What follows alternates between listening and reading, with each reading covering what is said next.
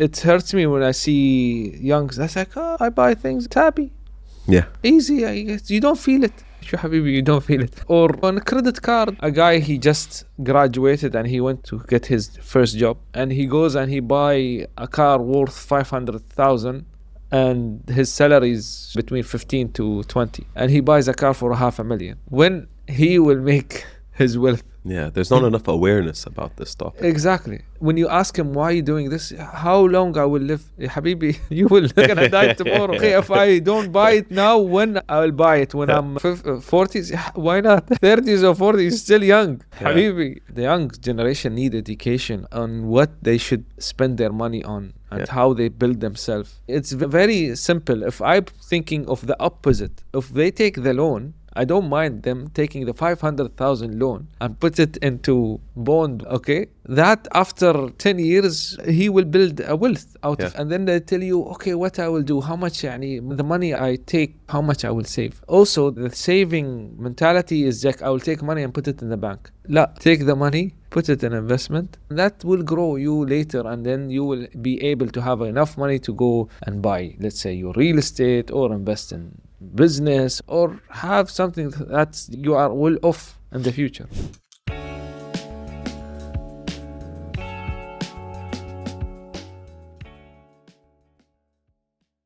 So today we are excited to host Ahmad Alfahim, a proven leader in commercial strategy and innovation in the UAE. Currently, Ahmad is Senior Vice President at DIFC, managing commercial and retail, including Gate Avenue and Innovation Hub.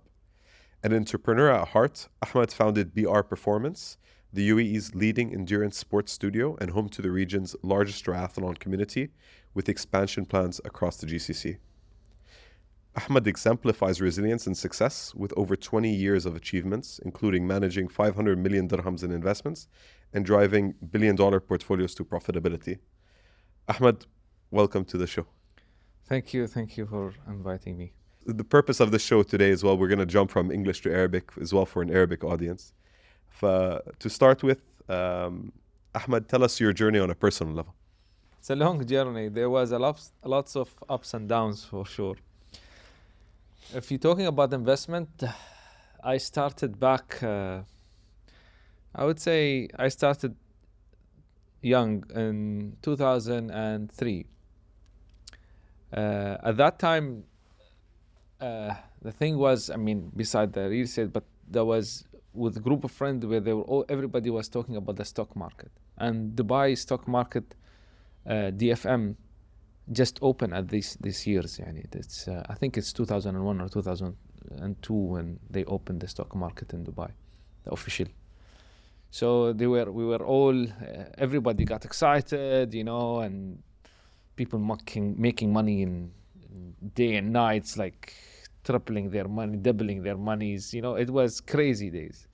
So you got all your friends around you, they're making money, and I was actually the youngest between my friends and my brother when we started, and we were jumping and buying stocks and leveraging on stocks and everything.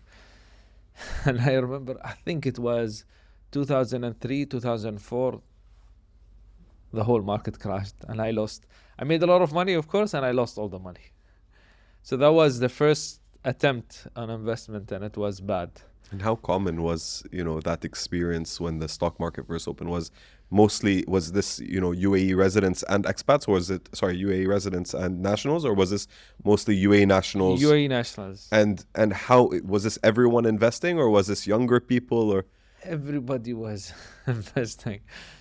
That days there was the floor of the DFM floors, and you go there, and to buy or to sell, you need to go to a broker there, and to reach the broker was a mission. You need to build a relationship with the broker, and then everybody was standing in the market, and it goes like a wave. Buy, sell, and that was the days. It was a crazy. Just today, of course, everything is organized. It's in your phone, and it's different. Yeah. So, anyways, there was the time, and of course there was no foundation for it. It's just that it's the market goes up and down by somebody says the stock price will go up, stock price will go down. That's it. So that's how we follow, you know. So obviously in such markets, it's not it wasn't healthy at all. So that was my first attempt, and then my second attempt was also with the other boom was the 2000. I mean, between 2005 till 2008 with real estate. So everybody also was jumping into real estate, and it's like, okay, you hear the people making money on that. Okay, let's go and buy real estate. And buying real estate at that time was very easy. You can leverage it. Even there was an offer at that days, 99%. You can leverage it. If you don't have money, they Wow. just register. And there were RERA at that time. They just established, I remember, and they weren't really ready to regulate everything. And there wasn't any escrow accounts, and developers, somebody put his hand and he says, I am a developer. That's it, you know. And he don't even buy land, he just book a land, and he put a concept and he sell it in the market. And then, you know, 2008 hit, and the whole financial market went down, and everything appealed, you know. So the guy who was like just selling everything, he packed and he ran away, and there was a huge loss of money in 2008 here. Obviously, because regulation wasn't there, there was over leverage, and then you have, of course, when such crisis happened, all this, if you are not well regulated, you will lose everything. Yeah, it's completely different than It today. was completely different than these days. So that was my other attempt at that time with the real estate. And then we had a recovery in 2000, back and started from 2011, 12, and then we were betting for the expo. So that's another wave came. We announced winning the expo in Dubai. Everything boomed again. The real estate market went to the roof. Developer went jumping into developing and supplying. But unfortunately, other thing happened after 2004, which is external wars with Yemen and other relationship with other countries. So it got a bit, oil price mainly also went down heavily, from hundreds to 40 dirham. So imagine, this also affected the whole country and affected also the investment here. So we saw from 2016, market started to slow down. 17 lower, and 18 lower, and 19 we were actually in a recession before COVID even. Yeah, I was reflecting on how I remember going to the mall in 2019. Yeah. Malls had a lot of empty retail space. Also, I bought my first property in Dubai in 2014 as well. I bought a 1 bedroom in the Greens, and I remember it took me, I think, like 10 years to recover in its price as well. Yeah. Because, Yeah. but it wasn't as deep as other times. But yeah, it was a negative time in the market 2019. But we forget because of COVID. Yes, but see why it did not dive like before, because there is a regulation. So the market has a regulation. It wasn't over leveraged. Yeah, there was a real market. There are people living here. Yes, there's yes, actual economic yes. growth. There But wasn't as much supply in comparison. Yeah, so in that development. time there was less people, and actually people were leaving, okay, and but there was oversupply, and that's what really affected the whole story at that time. Plus, of course, there wasn't appetite for investing, and people were very skeptical about what's happening with the region here. But anyways, COVID hit. Even worse, everybody think this is the end of the world. But alhamdulillah, with our leadership here, Sheikh Mohammed bin Zayed, Sheikh Mohammed bin Rashid, they took it to the next level. The country was open, vaccine was everywhere. So, and they pressed on continuing and having the expo to happen. Really, that expo to happen brought lots of people here to experience Dubai. Mm. And a lot of celebrities, a lot of investors, they came here and they were amazed, like, wow, that's amazing. We never seen a place like this. So many people decided to actually move here. And the name went up really. The government really worked in a strategy to build the brand of the UAE, build the brand, and also another thing happened, of course, the visa. The visa changed this. This made a huge difference. And then, of course, the experience of what happened before with the real estate market, with the stock market, they put a lot of regulation into it. There's a lot of transparency in investments, transparency in the companies, transparency on real estate than before. So there's a lot of trust, and there is a lot of plans that made the investment people to be trust to come here and put their money. And I don't need to say it. If you open all the international media, you see how they are talking about UAE, the best place, the most foreign investment coming. I think so too. I think it's one of the best place to live right now. It is. Definitely. And it's we've been ranked for, I think, 3 years in a row, the highest foreign investment money went into. Yeah. We are, first time we are, for the 3 years now, we are over Miami. So it's amazing. For sure. There's data about millionaire migration, which is how many millionaires move to new countries. 3 out of the past 4 years, UAE was number 1 in terms of attracting millionaires. Exactly. And the year that it wasn't number 1, it was number 2. And it's been consistent. And I remember in 2020 when COVID happened, I was telling my wife, I was telling her, okay, 2019, the malls were empty. COVID just happened. COVID affects logistics.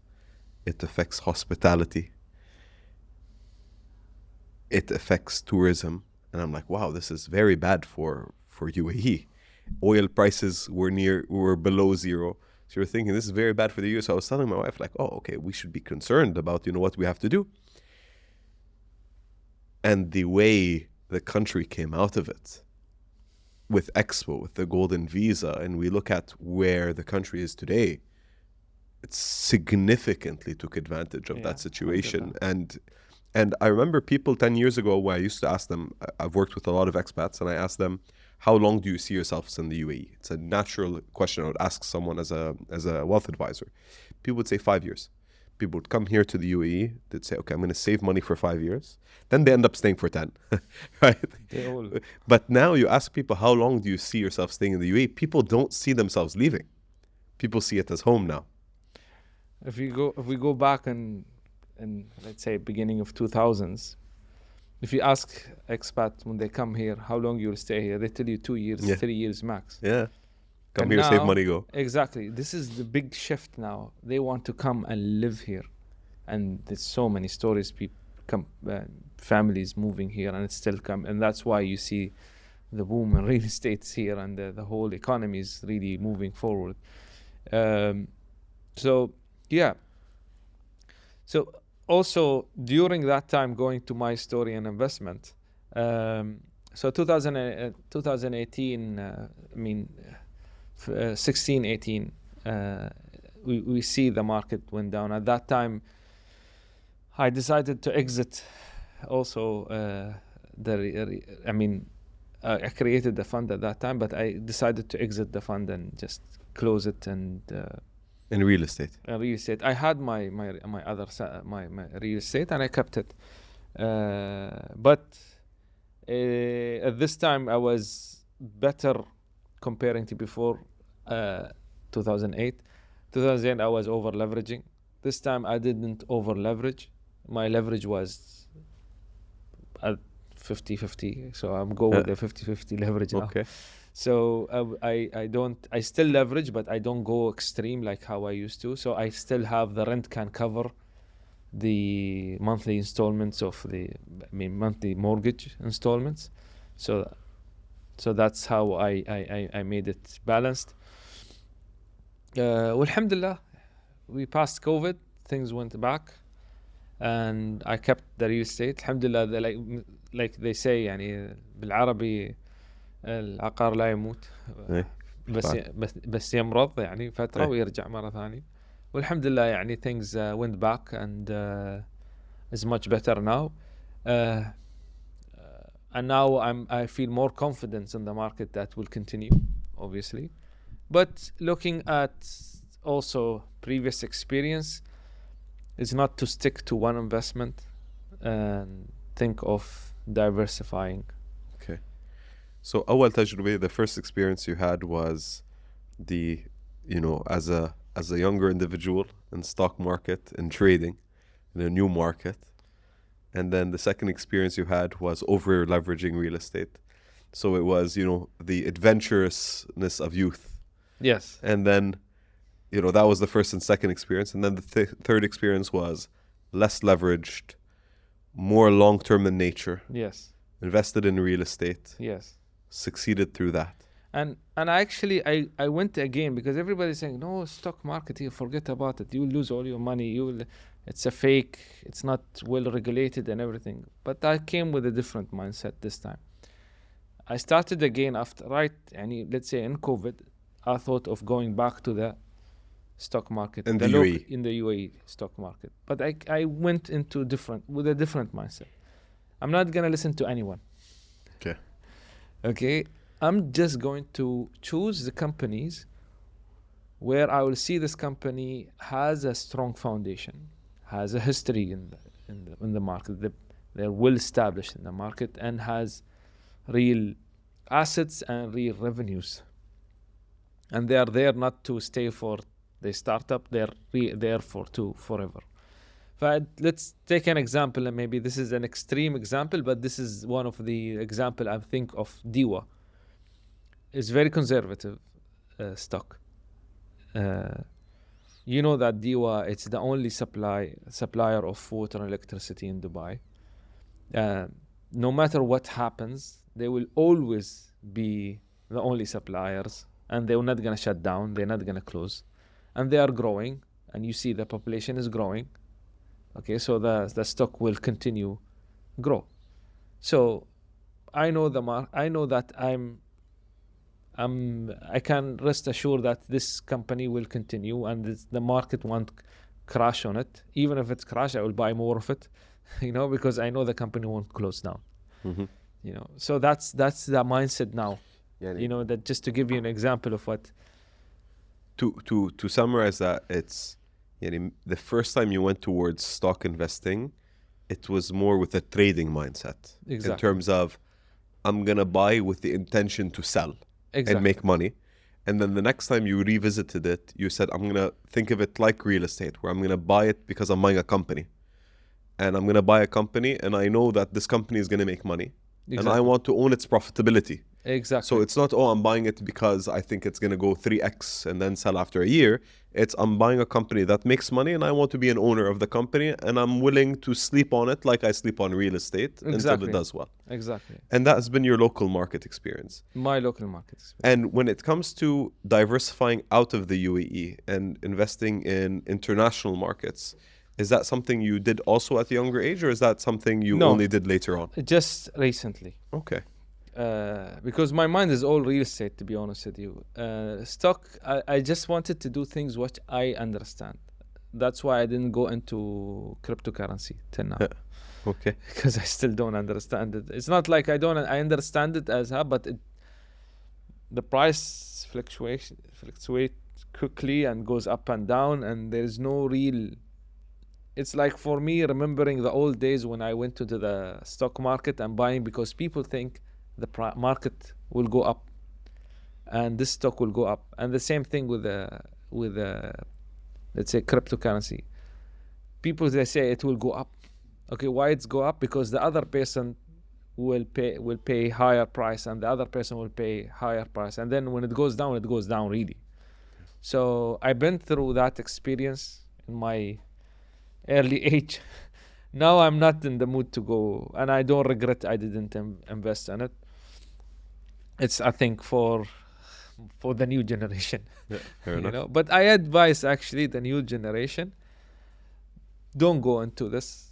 If you are investing and diversifying, yes, you are slower, but you will grow, and you will grow steady, and you won't have bumps, and at the end you end up actually higher than the one who went and took all the risk. Yeah.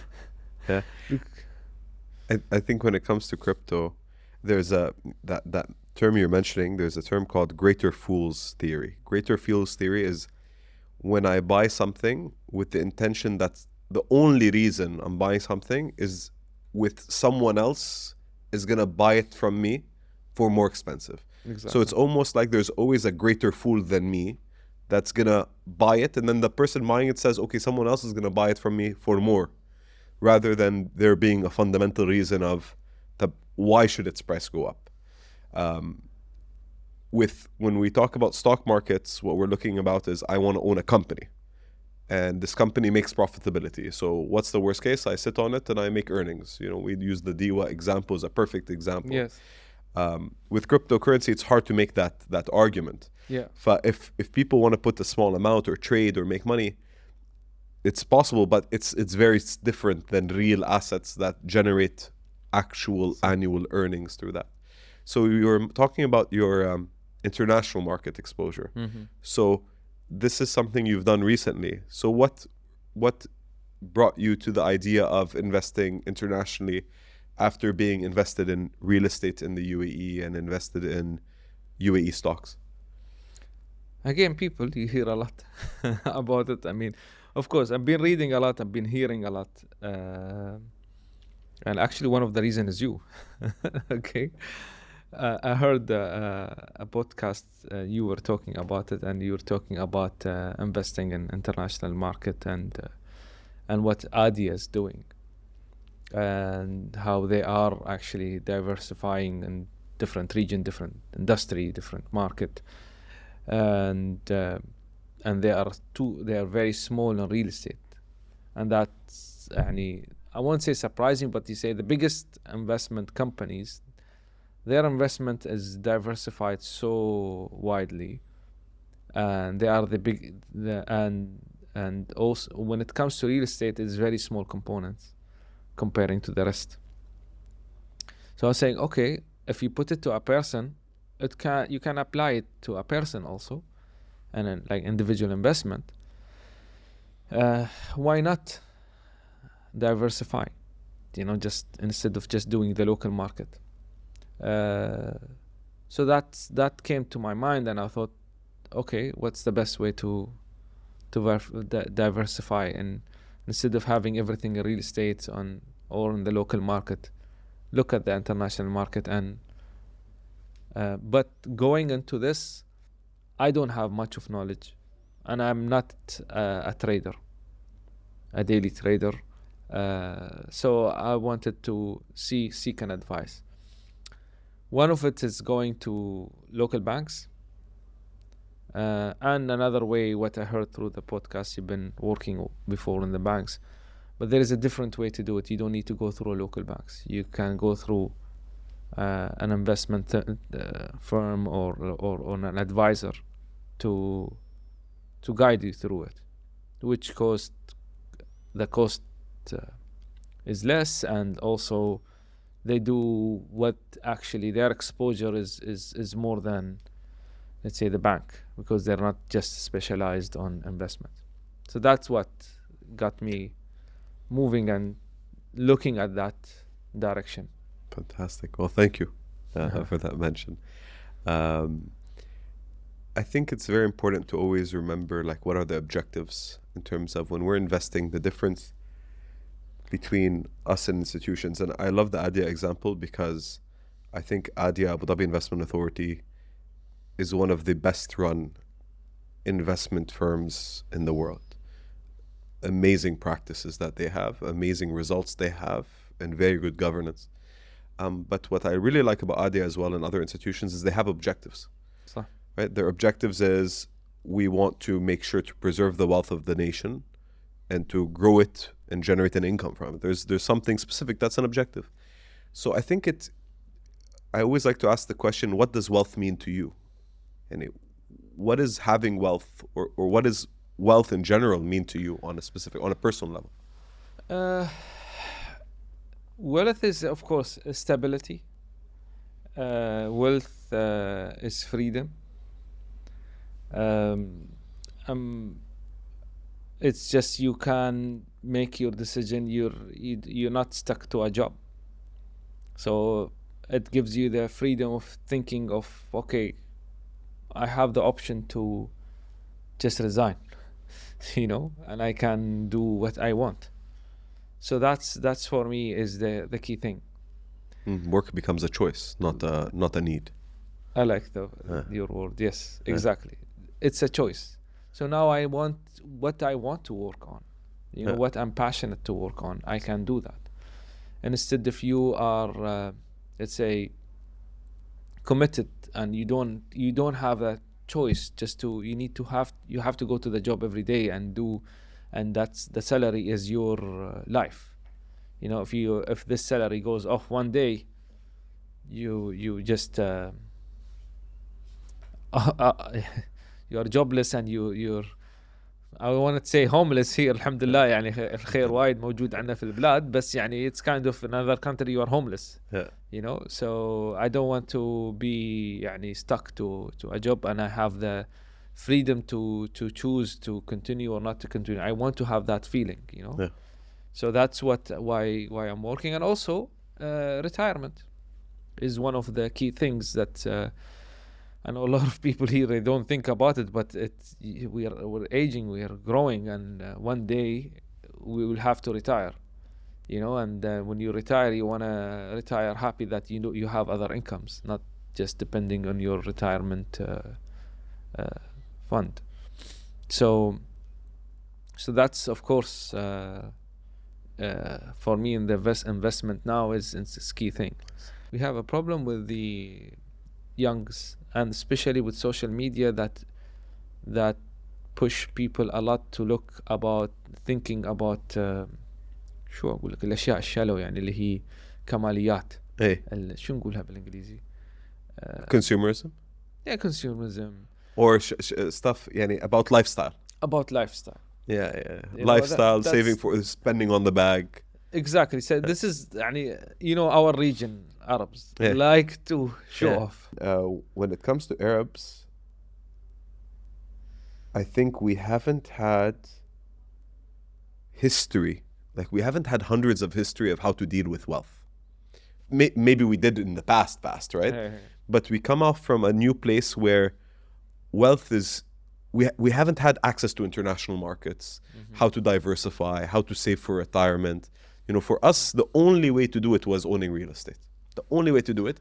And now the new generation is a lot about consumerism. It's like you're saying, it's a lot about shallow ideologies of wealth. Yeah, exactly. So it hurts me when I see youngs. That's like, I buy things tabby. Yeah. تعرف, easy. You don't feel it. شو حبيبي, you don't feel it. or other, like, on a credit card, or I buy يعني a guy, he just graduated and he went to get his first job, and he goes and he buy a car worth 500,000, and his salary is 15,000, or let's say يعني خريج اليوم 15, between 15 to 20, and he buys a car for $500,000. When he will make his wealth. There's not enough awareness about this topic. Exactly. And this is, and then when you ask him, why are you doing this, how long I will live, يا حبيبي, you will live. You're not gonna die tomorrow. يا أخي, if I don't buy it now, when I will buy it when I'm 30s or 40s. Why not? 30s or 40s, still young, حبيبي. So these things, it's really, people need the young generation need education on what they should spend their money on, and how they build themselves. And it's very simple. If I'm thinking of the opposite, if they take the loan, I don't mind them taking the 500,000 loan and put it into يلا bond ولا صكوك, Yeah. okay, that after 10 years will make him يعني he will build a wealth out of it. عرفت? Yeah. Also يعني that's another thing, and then they tell you okay what I will do, how much يعني the money I take, I will save, how much I will save. Also the saving mentality is like I will take money and put it in the bank. لا, take the money, put it in investment, and that you're saving, take your saving, put it in investment in a monthly basis, and that will grow you later, and then you will be able to have enough money to go and buy, let's say, your real estate, or invest in business, or have something that's يعني you are well off in the future. So if I asked you, why I love asking the question, what does wealth mean to you?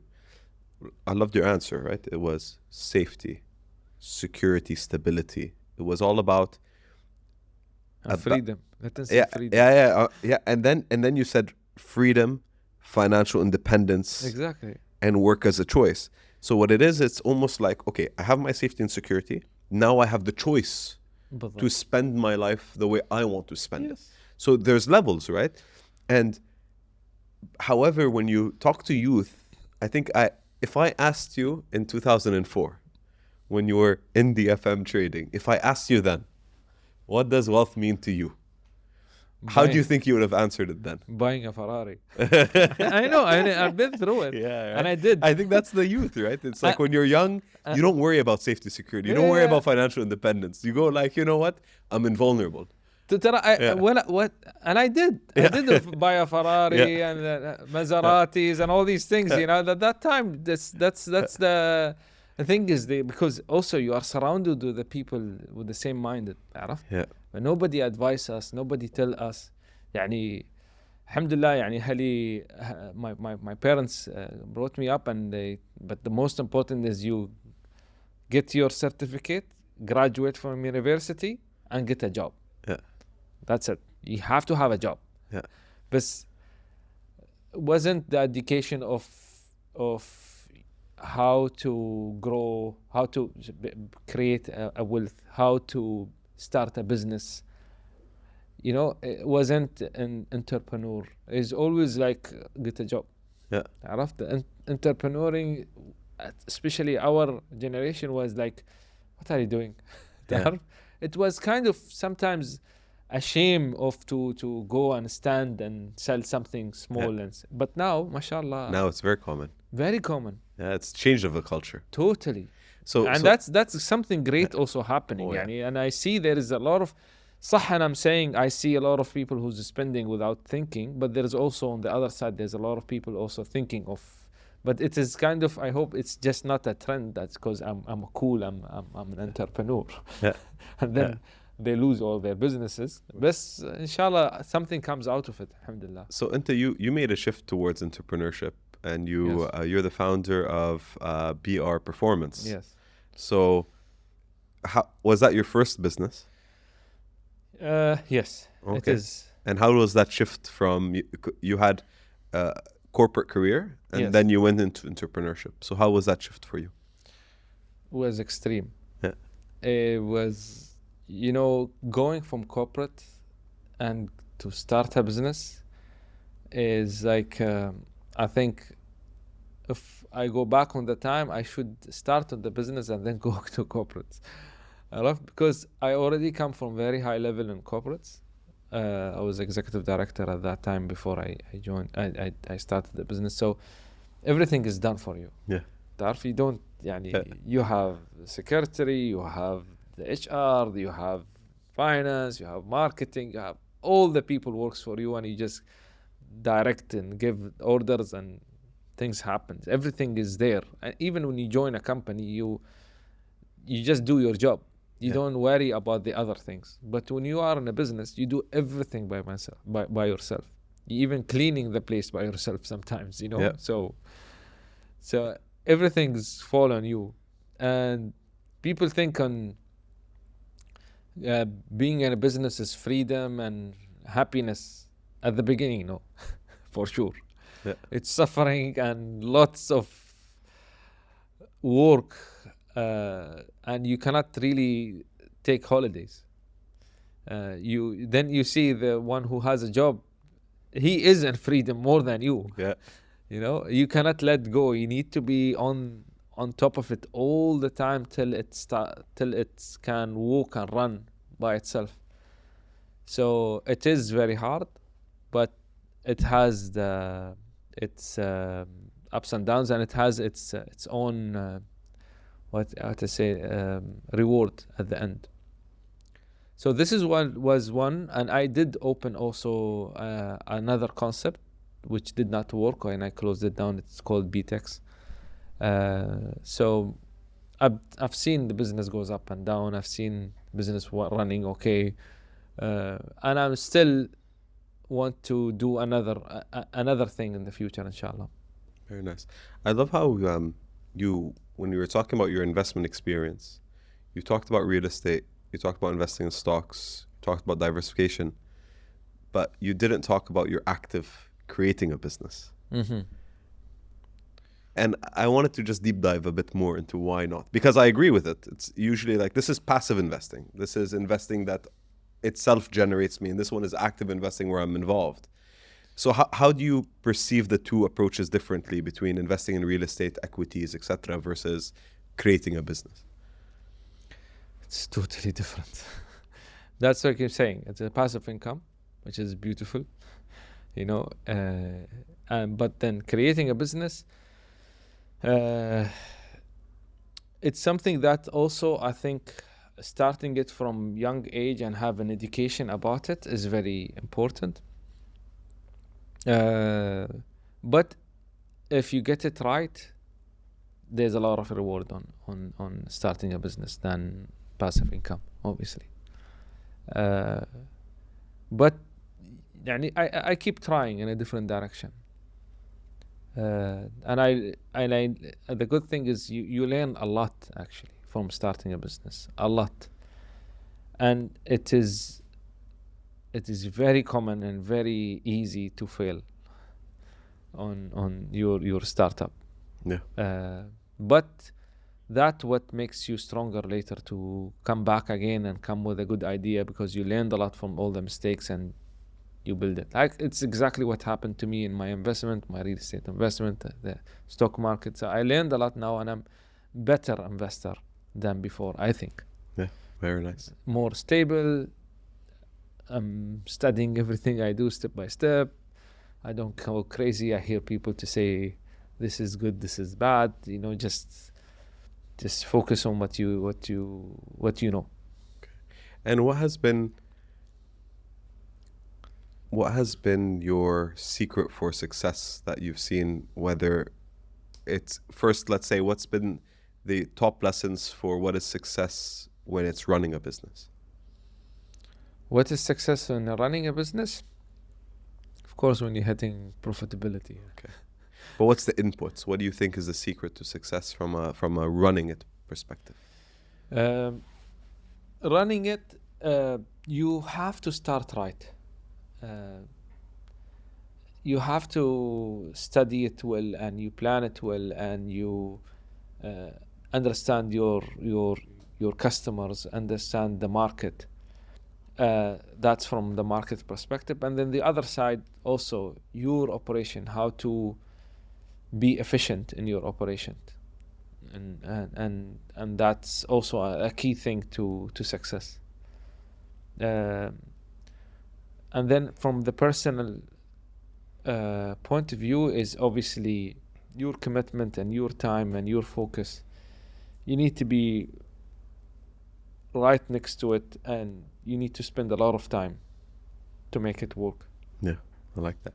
And when it comes to your lessons from investing in real estate and equity, what is the secret of success there?